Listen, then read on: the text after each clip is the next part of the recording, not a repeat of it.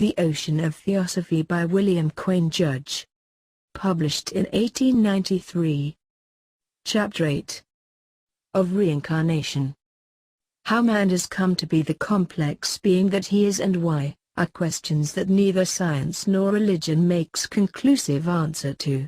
This immortal thinker, having such vast powers and possibilities, all his because of his intimate connection with every secret part of nature from which he has been built up, stands at the top of an immense and silent evolution.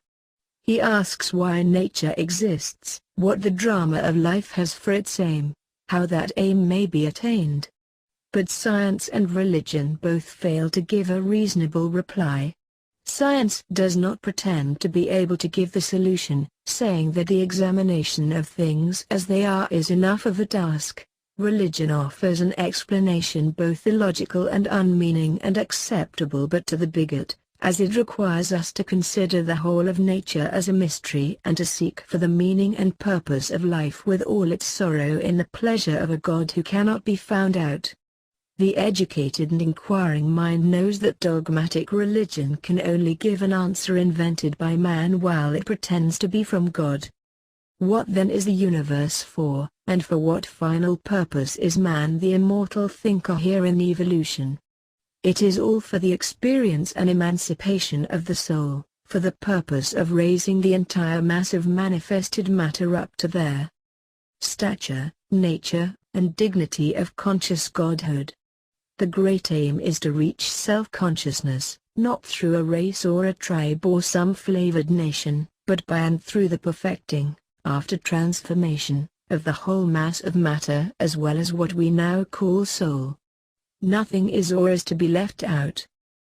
The aim for present man is his initiation into complete knowledge, and for the other kingdoms below him that they may be raised up gradually from stage to stage to be in time initiated also. This is evolution carried to its highest power. It is a magnificent prospect. It makes of man a god, and gives to every part of nature the possibility of being one day the same. There is strength and nobility in it, for by this no man is dwarfed and belittled, for no one is so originally sinful that he cannot rise above all sin. Treated from the materialistic position of science, evolution takes in but half of life, while the religious conception of it is a mixture of nonsense and fear. Present religions keep the element of fear, and at the same time imagine that an almighty being can think of no other earth but this and has to govern this one very imperfectly.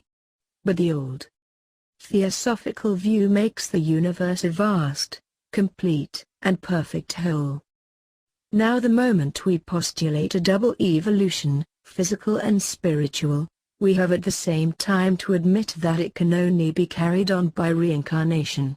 This is, in fact, demonstrated by science. It is shown that the matter of the earth and of all things physical upon it was at one time either gaseous or molten. That it cooled, that it altered, that from its alterations and evolutions at last were produced all the great variety of things and beings. This, on the physical plane, is transformation or change from one form to another. The total mass of matter is about the same as in the beginning of this globe, with a very minute allowance for some stardust. Hence it must have been changed over and over again, and thus been physically reformed and re-embodied. Of course, to be strictly accurate, we cannot use the word reincarnation, because incarnate refers to flesh. Let us say re-embodied, and then we see that both for matter and for man there has been a constant change of form, and this is, broadly speaking, reincarnation. As to the whole mass of matter, the doctrine is that it will all be raised to man's estate when man has gone further on himself. There is no residuum left after man's final salvation which in a mysterious way is to be disposed of or done away with in some remote dust heap of nature. The true doctrine allows for nothing like that, and at the same time is not afraid to give the true disposition of what would seem to be a residuum. It is all worked up into other states, For as the philosophy declares there is no inorganic matter whatever but that every atom is alive and has the germ of self-consciousness, it must follow that one day it will all have been changed. Thus what is now called human flesh is so much matter that one day was wholly mineral, later on vegetable, and now refined into human atoms. At a point of time very far from now the present vegetable matter will have been raised to the animal stage, and what we now use as our organic or fleshy matter will have changed by transformation through evolution into self-conscious thinkers, and so on up the whole scale until the time shall come when what is now known as mineral matter will have passed on to the human stage and out into that of thinker. Then at the coming on of another great period of evolution the mineral matter of that time will be some which is now passing through its lower transformations on other planets and in other systems of worlds. This is perhaps a fanciful scheme for the men of the present day, who are so accustomed to being called bad, sinful, weak, and utterly foolish from their birth that they fear to believe the truth about themselves. But for the disciples of the ancient Theosophists it is not impossible or fanciful, but is logical and vast. And no doubt it will one day be admitted by everyone when the mind of the Western race has broken away from Mosaic chronology and Mosaic ideas of men and nature. Therefore as to reincarnation and metempsychosis we say that they are first to be applied to the whole cosmos and not alone to man. But as man is the most interesting object to himself, we will consider in detail its application to him. This is the most ancient of doctrines and is believed in now by more human minds than the number of those who do not hold it. The millions in the East almost all accept it. It was taught by the Greeks. A large number of the Chinese now believe it as their forefathers did before them. The Jews thought it was true, and it has not disappeared from their religion, and Jesus, who is called the founder of Christianity, also believed and taught it. In the early Christian church it was known and taught, and the very best of the fathers of the church believed and promulgated it. Christians should remember that Jesus was a Jew who thought his mission was to Jews, for he says in St. Matthew, "I am not sent but unto the lost sheep of the house of Israel." He must have well known the doctrines held by them. They all believed in reincarnation. For them Moses, Adam, Noah, Seth, and others had returned to earth, and at the time of Jesus it was currently believed that the old prophet Elias was yet to return. So we find, first, that Jesus never denied the doctrine, and on various occasions assented to it, as when he said that John the Baptist was actually the Elias of old whom the people were expecting. All this can be seen by consulting St. Matthew in chapters 17, 11, and others. In these it is very clear that Jesus is shown as approving the doctrine of reincarnation. And following Jesus we find St. Paul, in Romans 9, speaking of Esau and Jacob being actually in existence before they were born, and later such great Christian fathers as Origen, Cynthius, and others believing and teaching the theory. In Proverbs 8:22, we have Solomon saying that when the earth was made he was present, and that, long before he could have been born as Solomon, his delights were in the habitable parts of the earth with the sons of men. St. John the Revelator says in Revs 3:12, he was told in a vision which refers to the voice of God or the voice of one speaking for God, that whosoever should overcome would not be under the necessity of going out any more, that is, would not need to be reincarnated. For 500 years after Jesus their doctrine was taught in the Church until the Council of Constantinople. Then a condemnation was passed upon a phase of the question which has been regarded by many as against reincarnation, but if that condemnation goes against the words of Jesus it is of no effect. It does go against him, and thus the Church is in the position of saying in effect that Jesus did not know enough to curse, as it did, a doctrine known and taught in his day and which was brought to his notice prominently and never condemned but in fact approved by him. Christianity is a Jewish religion, and this doctrine of reincarnation belongs to it historically by succession from the Jews, and also by reason of its having been taught by Jesus and the early fathers of the Church. If there be any truthful or logical way for the Christian Church to get out of this position, excluding, of course, dogmas of the Church, the Theosophist would like to be shown it. Indeed, the Theosophist holds that whenever a professed Christian denies the theory, he thereby sets up his judgment against that of Jesus, who must have known more about the matter than those who follow him. It is the anathema hurled by the Church Council and the absence of the doctrine from the teaching now that have damaged Christianity and made of all the Christian nations people who pretend to be followers of Jesus and the law of love, but who really as nations are followers of the Mosaic law of retaliation. For alone in reincarnation is the answer to all the problems of life, and in it and karma is the force that it will make men pursue in fact the ethics they have in theory. It is the aim of the old philosophy to restore this doctrine to whatsoever religion has lost it, and hence we call it the lost chord of Christianity. But who or what is it that reincarnates? It is not the body, for that dies and disintegrates, and but few of us would like to be chained forever to such bodies as we now have, admitted to be infected with disease except in the case of the savage. It is not the astral body, for, as shown, that also has its term and must go to pieces after the physical has gone. Nor is it the passions and desires. They, to be sure, have a very long term, because they have the power to reproduce themselves in each life so long as we do not eradicate them.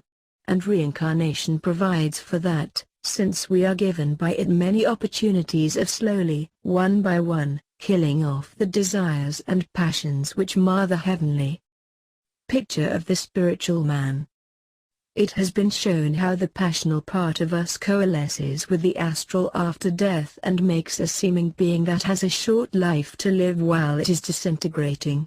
When the separation is complete between the body that has died, the astral body, and the passions and desires, life having begun to busy itself with other forms, the higher triad, manas, buddhi, and atma, who are the real man, immediately go into another state, and when that state, which is called Devachan, or heaven, is over, they are attracted back to earth for reincarnation. They are the immortal part of us, they, in fact, and no other are we.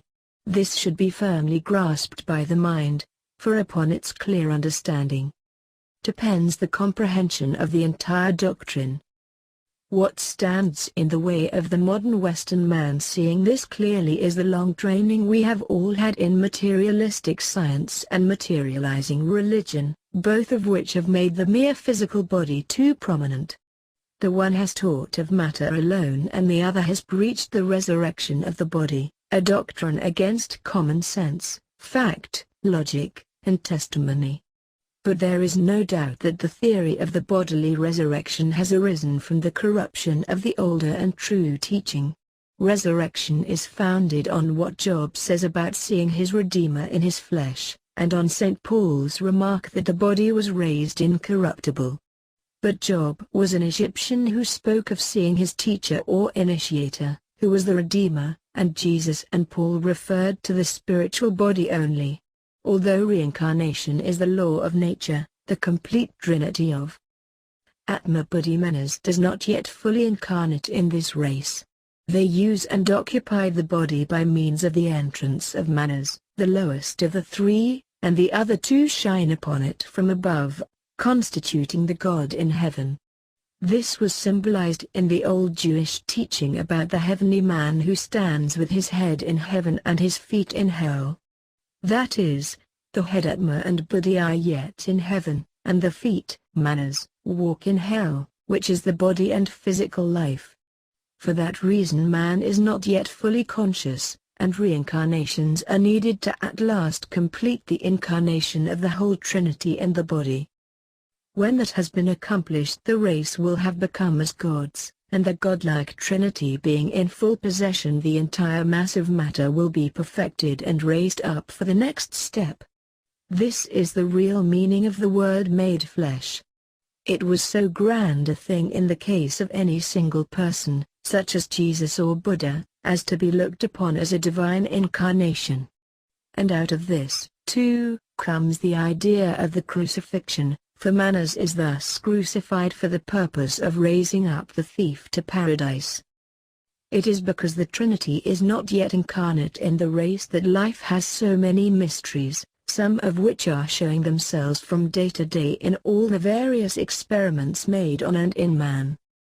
The physician knows not what life is nor why the body moves as it does, because the spiritual portion is yet enshrouded in the clouds of heaven. The scientist is wandering in the dark, confounded and confused by all that hypnotism and other strange things bring before him, because the conscious man is out of sight on the very top of the divine mountain, thus compelling the learned to speak of the subconscious mind, the latent personality, and the like, and the priest can give us no light at all because he denies man's godlike nature, reduces all to the level of original sin, and puts upon our conception of God the black mark of inability to control or manage the creation without invention of expedients to cure supposed errors. But this old truth solves the riddle and paints God and nature in harmonious colors. Reincarnation does not mean that we go into animal forms after death, as is believed by some Eastern peoples. Once a man always a man is the saying in the Great Lodge. But it would not be too much punishment for some men were it possible to condemn them to rebirth in brute bodies. However, nature does not go by sentiment but by law, and we, not being able to see all, cannot say that the brutal man is brute all through his nature. And evolution, having brought man as the thinker and immortal person onto this plane, cannot send him back to the brute which has not manners. By looking into two explanations for the literal acceptation by some people in the East of those laws of Manu which seem to teach the transmigrating into brutes, insects, and so on, we can see how the true student of this doctrine will not fall into the same error.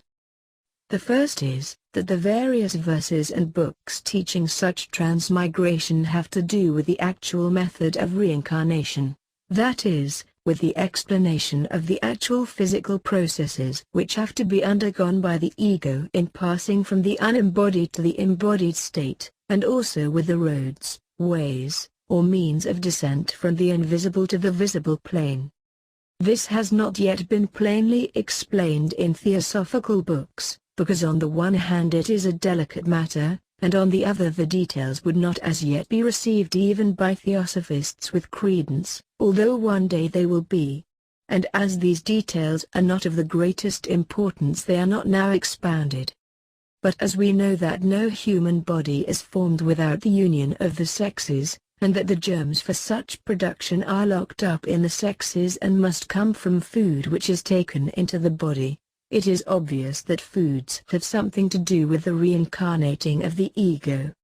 Now, if the road to reincarnation leads through certain food and none other, it may be possible that if the ego gets entangled in food which will not lead to the germ of physical reproduction, a punishment is indicated where Manu says that such and such practices will lead to transmigration, which is then a hindrance.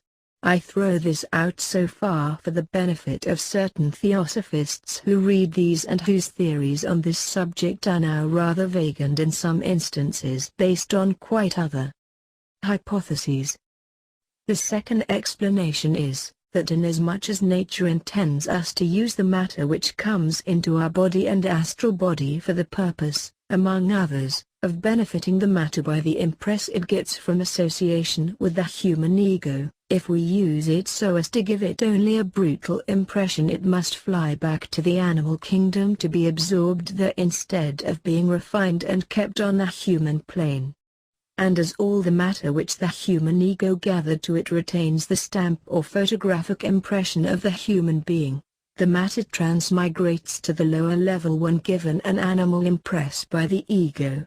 This actual fact in the great chemical laboratory of nature could easily be misconstrued by the ignorant. But the present-day students know that once man as the thinker has arrived on the scene, he does not return to baser forms, first, because he does not wish to, and second, because he cannot. For just as the blood in the body is prevented by valves from rushing back and engaging the heart, so in this greatest system of universal circulation the door is shut behind the thinker and prevents his retrocession. Reincarnation as a doctrine applying to the real man does not teach transmigration into kingdoms of nature below the human.